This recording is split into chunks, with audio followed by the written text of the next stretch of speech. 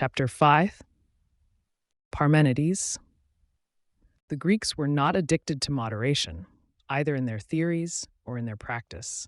Heraclitus maintained that everything changes. Parmenides retorted that nothing changes. Parmenides was a native of Elea in the south of Italy and flourished in the first half of the 5th century BC. According to Plato, Socrates in his youth, say about the year 450 BC, had an interview with Parmenides, then an old man, and learnt much from him. Whether or not this interview is historical, we may at least infer what is otherwise evident, that Plato himself was influenced by the doctrines of Parmenides. The South Italian and Sicilian philosophers were more inclined to mysticism and religion than those of Ionia, who were on the whole scientific and skeptical in their tendencies. But mathematics, under the influence of Pythagoras, flourished more in Magna Graecia than in Ionia. Mathematics at that time, however, was entangled with mysticism. Parmenides was influenced by Pythagoras, but the extent of this influence is conjectural. What makes Parmenides historically important is that he invented a form of metaphysical argument that, in one form or another, is to be found in most subsequent metaphysicians down to and including Hegel. He is often said to have invented logic, but what he really invented was metaphysics based on logic. The doctrine of Parmenides was set forth in a poem on nature. He considered the senses deceptive and condemned the multitude of sensible things as mere illusion. The only true being is the one, which is infinite and indivisible. It is not, as in Heraclitus, a union of opposites, since there are no opposites. He apparently thought, for instance, that cold means only not hot, and dark means only not light. The one is not conceived by Parmenides as we conceive God. He seems to think of it as material and extended, for he speaks of it as a sphere, but it cannot be divided because the whole of it is present everywhere. Parmenides divides his teaching into two parts, called respectively the way of truth and the way of opinion. We need not concern ourselves with the latter. What he says about the way of truth, so far as it has survived, is, in its essential points, as follows. Thou canst not know what is not, that is impossible, nor utter it, for it is the same thing that can be thought and that can be. How, then, can what is going to be in the future, or how could it come into being? If it came into being, it is not, nor is it if it is going to be in the future. Thus is becoming extinguished and passing away not to be heard of. The thing that can be thought, and that for the sake of which the thought exists, is the same, for you cannot find thought without something that is, as to which it is uttered. The essence of this argument is, when you think of something. When you use a name, it must be the name of something. Therefore, both thought and language require objects outside themselves. And since you can think of a thing or speak of it at one time as well as at another, whatever can be thought of or spoken of must exist at all times. Consequently, there can be no change, since change consists in things coming into being or ceasing to be. This is the first example in philosophy of an argument from thought and language to the world at large. It cannot, of course, be accepted as valid, but it is worthwhile to see what element of truth it contains. We can put the argument in this way. If language is not just nonsense, words must mean something, and in general, they must not mean just other words, but something that is there whether we talk of it or not. Suppose, for example, that you talk of George Washington.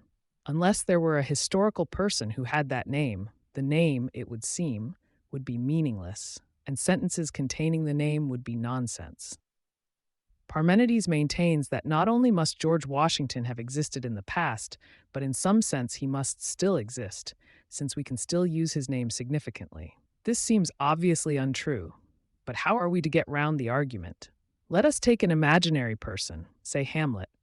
Consider the statement, Hamlet was Prince of Denmark. In some sense this is true, but not in the plain historical sense.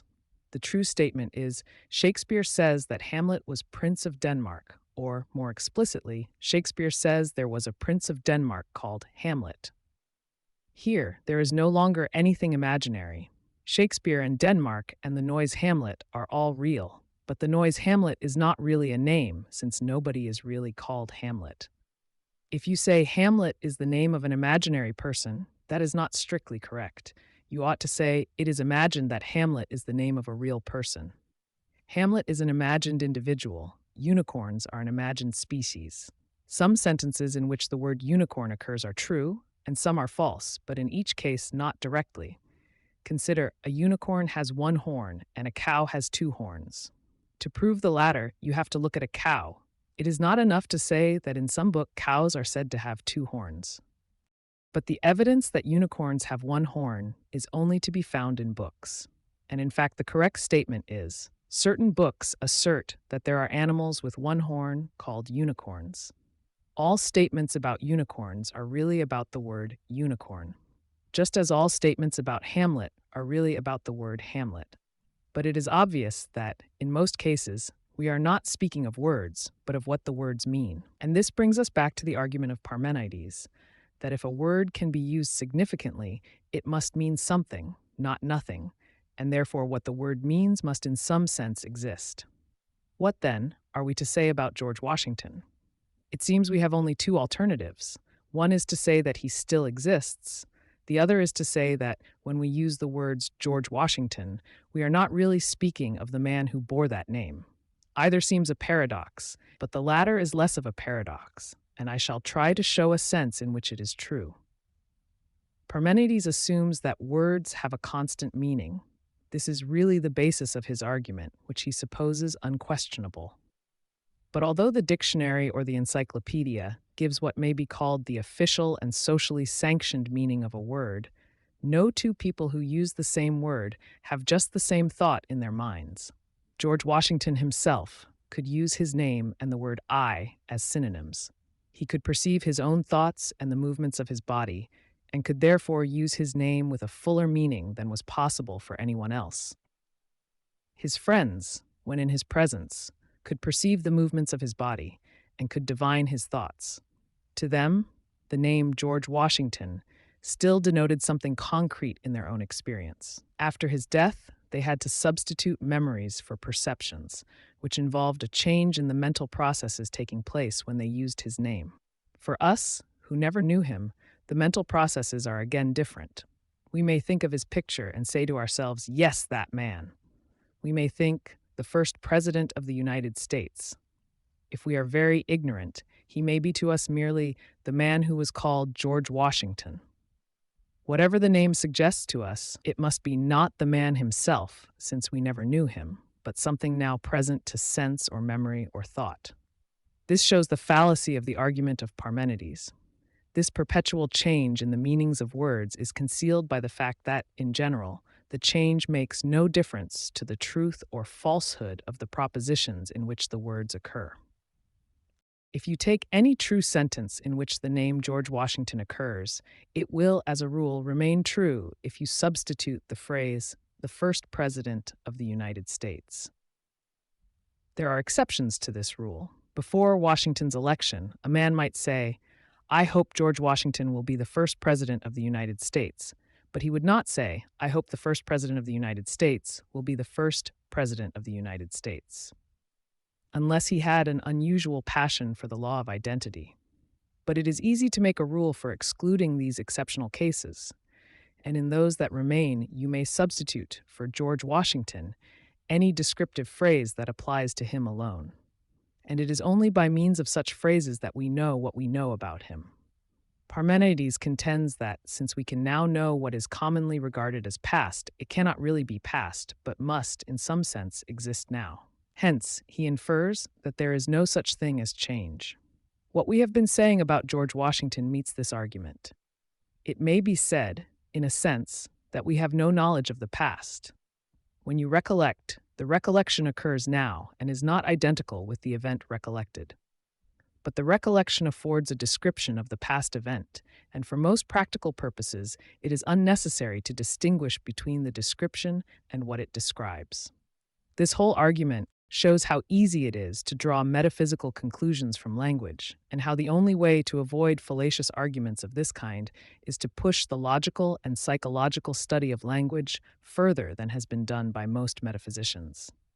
I think, however, that if Parmenides could return from the dead and read what I have been saying, he would regard it as very superficial. How do you know, he would ask, that your statements about George Washington refer to a past time? By your own account, the direct reference is to things now present. Your recollections, for instance, happen now, not at the time that you think you recollect. If memory is to be accepted as a source of knowledge, the past must be before the mind now, and must therefore in some sense still exist. I will not attempt to meet this argument now. It requires a discussion of memory, which is a difficult subject. I have put the argument here to remind the reader that philosophical theories, if they are important, can generally be revived in a new form after being refuted as originally stated. Refutations are seldom final. In most cases, they are only a prelude to further refinements. What subsequent philosophy, down to quite modern times, accepted from Parmenides was not the impossibility of all change, which was too violent a paradox, but the indestructibility of substance. The word substance did not occur in his immediate successors, but the concept is already present in their speculations. A substance was supposed to be the persistent subject of varying predicates. As such, it became, and remained for more than 2,000 years, one of the fundamental concepts of philosophy, psychology, physics, and theology. I shall have much to say about it at a later stage. For the present, I am merely concerned to note that it was introduced as a way of doing justice to the arguments of Parmenides, without denying obvious facts. Chapter 6. Empedocles. The mixture of philosopher, prophet, man of science, and charlatan, which we found already in Pythagoras, was exemplified very completely in Empedocles, who flourished about 440 BC, and was thus a younger contemporary of Parmenides, though his doctrine had in some ways more affinity with that of Heraclitus. He was a citizen of Acragas on the south coast of Sicily. He was a democratic politician who at the same time claimed to be a god. In most Greek cities, and especially in those of Sicily, there was a constant conflict between democracy and tyranny, the leaders of whichever party was at the moment defeated were executed or exiled. Those who were exiled seldom scrupled to enter into negotiations with the enemies of Greece, Persia in the east, Carthage in the west.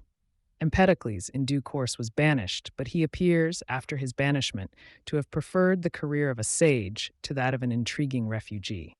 It seems probable that in youth he was more or less Orphic, that before his exile he combined politics and science, and that it was only in later life, as an exile, that he became a prophet.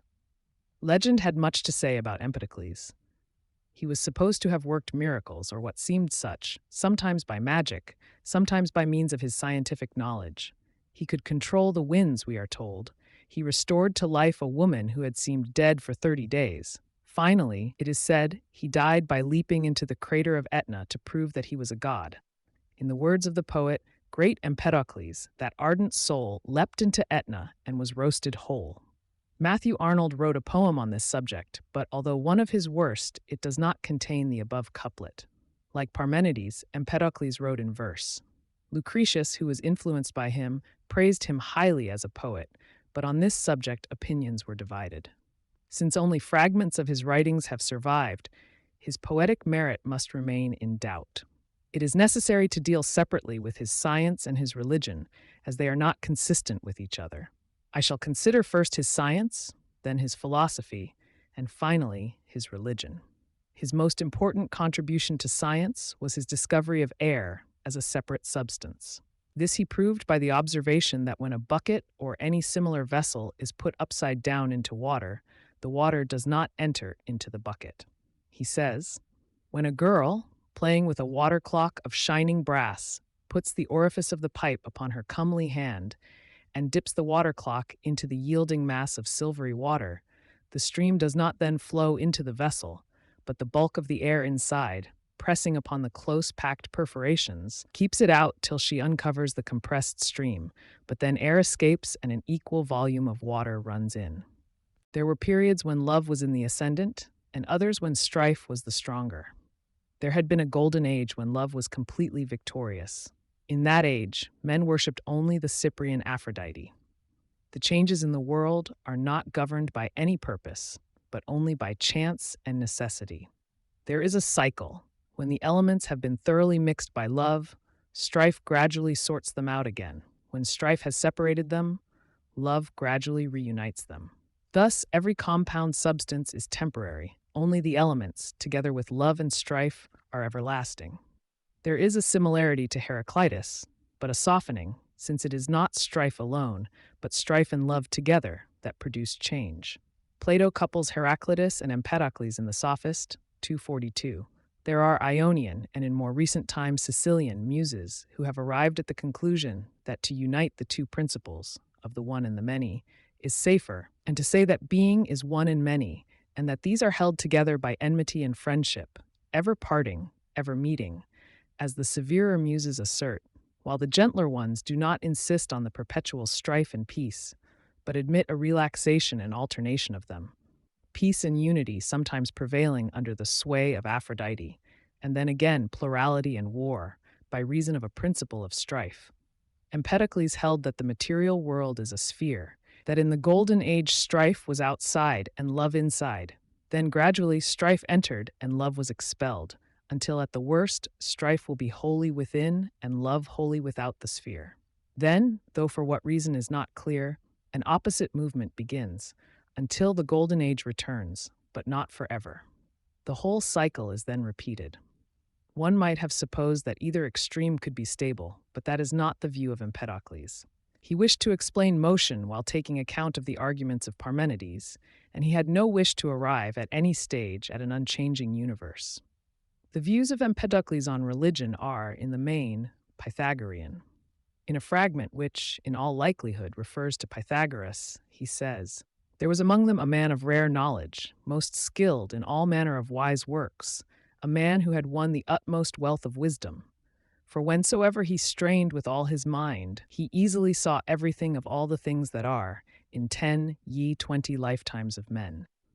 In the Golden Age, as already mentioned, men worshipped only Aphrodite, and the altar did not reek with pure bull's blood, but this was held in the greatest abomination among men, to eat the goodly limbs after tearing out the life. At one time he speaks of himself exuberantly as a god. Friends, that inhabit the great city looking down on the yellow rock of Acragas, up by the citadel, busy in goodly works, harbor of honor for the stranger, men unskilled in meanness, all hail. I go about among you an immortal god, no mortal now, honored among all as is meet, crowned with fillets and flowery garlands. Straightway, whenever I enter with these in my train, both men and women, into the flourishing towns, is reverence done me. They go after me in countless throngs, asking of me what is the way to gain, some desiring oracles, while some, who for many a weary day have been pierced by the grievous pangs of all manner of sickness, beg to hear from me the word of healing. But why do I harp on these things, as if it were any great matter that I should surpass mortal, perishable men? At another time, he feels himself a great sinner, undergoing expiation for his impiety. There is an oracle of necessity, an ancient ordinance of the gods, eternal and sealed fast by broad oaths, that whenever one of the daemons, whose portion is length of days, has sinfully polluted his hands with blood, or followed strife and forsworn himself, he must wander thrice 10,000 years from the abodes of the blessed, being born throughout the time in all manners of mortal forms, changing one toilsome path of life for another. For the mighty air drives him into the sea, and the sea spews him forth upon the dry earth. Earth tosses him into the beams of the blazing sun, and he flings him back to the eddies of air. One takes him from the other, and all reject him. One of these I now am, an exile and a wanderer from the gods. For that I put my trust in insensate strife. What his sin had been, we do not know, perhaps nothing that we should think very grievous. For he says, "Ah, woe is me, that the pitiless day of death did not destroy me ere ever I wrought evil deeds of devouring with my lips. Abstain wholly from laurel leaves. Wretches, utter wretches, keep your hands from beans." So perhaps he had done nothing worse than munching laurel leaves or guzzling beans. The most famous passage in Plato, in which he compares this world to a cave, in which we see only shadows of the realities in the bright world above, is anticipated by Empedocles. Its origin is in the teaching of the Orphics. There are some, presumably those who abstain from sin through many incarnations, who at last achieve immortal bliss in the company of the gods. But at the last, they appear among mortal men as prophets, songwriters, physicians, and princes, and thence they rise up as gods exalted in honor, sharing the hearth of the other gods and the same table, free from human woes, safe from destiny, and incapable of hurt. In all this, it would seem there is very little that was not already contained in the teaching of Orphism and Pythagoreanism. The originality of Empedocles outside science consists in the doctrine of the four elements and in the use of the two principles of love and strife to explain change.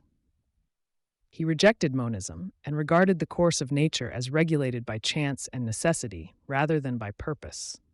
In these respects, his philosophy was more scientific than those of Parmenides, Plato, and Aristotle. In other respects, it is true, he acquiesced in current superstitions, but in this he was no worse than many more recent men of science.